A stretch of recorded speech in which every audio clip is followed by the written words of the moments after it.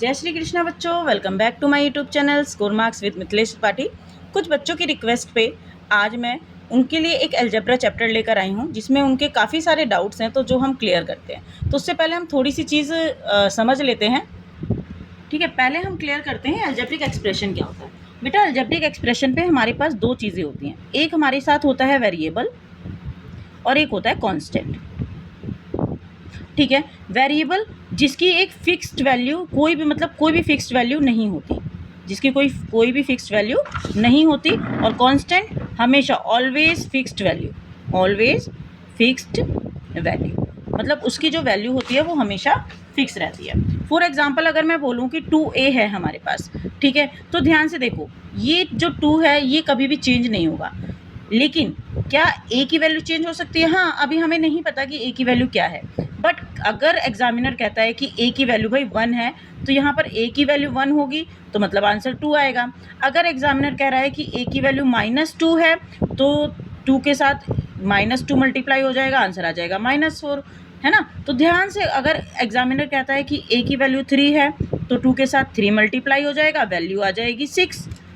तो इस कंडीशन में आप देखो कि वेरिएबल जो है ए की वैल्यू कुछ भी हो सकती है, बट 2 जो है वो हर कंडीशन में सेम है। तो ये चीज़ क्लियर हो गई। इसके बाद हम डिसाइड करते हैं कि मैम टर्म्स क्या होती हैं। ठीक है, टर्म्स में हमारे पास टर्म्स होते हैं जो ऐड और सब्ट्रैक्ट से अलग अलग होते हैं। किससे अलग अलग होते हैं? ऐड और सब्ट्रैक्ट से। ठीक है, ऐड और सब्ट्रैक्ट से अलग अलग क्यों होते हैं मैम, वो मैं बता रही हूँ आपको। जैसे देखिए, x प्लस वाई है, यहाँ पर मेरा x अलग वेरिएबल है, y अलग वेरिएबल है, और दोनों को ही हम अनलाइक बोलेंगे। दोनों कौन से वेरिएबल है? अनलाइक वेरिएबल है। तो जब अनलाइक टर्म्स होती हैं, वेरिएबल अलग अलग होते हैं, तो उसे हम अनलाइक टर्म्स बोलते हैं। क्या बोलते हैं उसे हम? Unlike terms. ठीक है, तो ऐड और सब्ट्रैक्ट से ही हम इसको अलग अलग कर सकते हैं। जैसे देखो, मैंने x माइनस वाई कर दिया, अभी भी इस कंडीशन में मैं x और y को ना तो हम प्लस कर सकते हैं, x और y को ना तो हम माइनस कर सकते हैं। लेकिन मैम मल्टीप्लाई और डिवाइड में क्या हम इसको कुछ चेंज कर सकते हैं? मल्टीप्लाई एंड डिवाइड में तो यस बेटा, मल्टीप्लाई डिवाइड में ये चीज़ें आपस में क्या हो जाएंगी? कंबाइन हो जाएंगी। अगर मैं x और y को मल्टीप्लाई करूँगी तो बेशक ये अनलाइक वेरिएबल्स हैं, बट ये आपस में कंबाइन होकर x y हो जाएंगे। और अगर मैं x को डिवाइड करूँगी y से, तो हम इसको x डिवाइडेड बाय y इस तरीके से लिख सकते हैं। ठीक है, तो बेसिकली ये आपका वन टर्म माना जाएगा। क्या माना जाएगा? ये वन टर्म माना जाएगा। ठीक है, और ये एक्स वाई जो है ये भी आपका वन टर्म माना जाएगा। मतलब मैम वेरिएबल तो अलग अलग थे, बट मल्टीप्लाई और डिवाइड में ये कंबाइन हो जाते हैं, तो इसको हम वन टर्म बोलेंगे। और सेम अगर आपका हम ऐड और सब्ट्रैक्ट में देखें, तो ये वेरिएबल जो होते हैं ये टर्म अलग अलग टर्म्स बनाते हैं। अब चलिए हम बात करते हैं, जैसे मेरे पास 2x प्लस 3y प्लस 9 है, तो इसमें कितने टर्म्स हैं? आप कैलकुलेट करो। देखो, ये हो गया मेरा वन टर्म, ये हो गया मेरा सेकंड टर्म, ये हो गया मेरा थर्ड टर्म, तो टोटल इसमें कितने टर्म्स हैं? 3 टर्म्स हैं। ठीक है, 2x² प्लस 1, इसमें ध्यान से देखिए मैम, ये हमारा वन टर्म है, ये हमारा सेकंड टर्म है, तो टोटल हमारे कितने टर्म्स हो गए? 2 टर्म्स हो गए।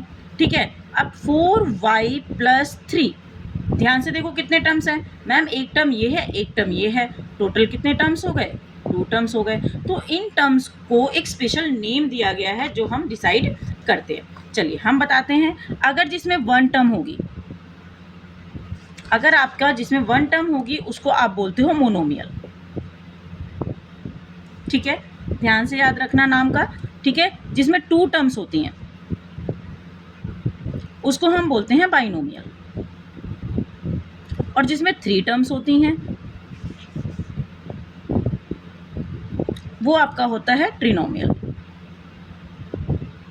और मोर देन 3 टर्म्स, अगर 3 टर्म्स से ज़्यादा है तो क्या बोलेंगे हम? मोर देन 3 टर्म्स, तो उसको हम पॉलिनोमियल बोलेंगे। आई थिंक आपको टर्म्स क्लियर हो गए होंगे। ठीक है, और साथ ही साथ ये क्लियर हो गया होगा कि अलजेब्रिक एक्सप्रेशन किसे कहते हैं। अलजेब्रिक एक्सप्रेशन हमेशा वेरिएबल और कांस्टेंट को मिलाकर बनते हैं। ठीक है, और टर्म्स के बारे में मैंने आपको बता दिया कि टर्म्स कितनी होती हैं। इसके बाद हमारा जो एक टॉपिक है, ये लाइक टर्म्स क्या होती है, अनलाइक टर्म्स क्या होती है। जैसे देखो, मैं लाइक टर्म्स में कुछ टर्म्स लिख रही हूँ और अनलाइक में कुछ लिख रही हूँ। तो लाइक टर्म्स में जैसे 2x हो गया, 3x हो गया, 4x हो गया, 6x हो गया, ये जितने भी x वाले 1x हो गया, ये जितने भी x वाले टर्म्स है, देखो लास्ट में सबको आप क्या देख रहे हो, x देख रहे हो, तो ये लाइक टर्म्स का एग्जाम्पल हो गया।